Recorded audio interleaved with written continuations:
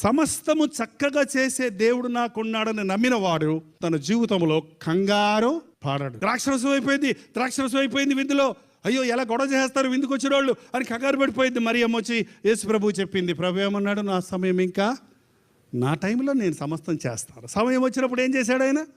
కరెక్ట్గా ద్రాక్షరసం అందరికీ అందునట్లుగా. అదే ప్రభువా యేసు ప్రభు, మన ప్రభు వేరే ప్రభువా? సరిగా చెప్పటం లేదు. అదంతా ఆ రోజుల్లో అండి, ఈ రోజుల్లో కాదా? ఆ రోజుల్లో వేరేలాగా ఉన్నాడు దేవుడు, ఈ రోజుల్లో వేరేలా. ఆయన నిన్న నేడు నిరంతరము మారనివాడిగా ఉన్నాడు, ఏకరీతిగా ఉన్నాడు. ఓర్పు ద్రోహ కార్యములు జరగకుండా కాపాడుతుందని వాక్యం చెబుతుంది. మనకు శ్రమలు వచ్చినప్పుడు కృంగిపోవద్దండి. ఈ శ్రమలో దేవుడు ఏ పాఠం నేర్పిస్తాడు, ఈ కొరతలో దేవుడు ఏ అద్భుతం చేస్తాడు. నేను బైబిల్లో చదివి చూసినప్పుడు అండి, దేవుడు అద్భుతాలు చేసినప్పుడు కొరతలు లేని చోట, సమస్య లేని చోట అద్భుతాలు జరగలేదండి. ఎక్కడెక్కడ సమస్యలు వచ్చాయో అక్కడ దేవుడు అద్భుతాలు జరిగించాడు. మన జీవితాల్లో అద్భుతాలు కావాలంటే కొరతలు, శ్రమలు ఉండనివ్వాలి.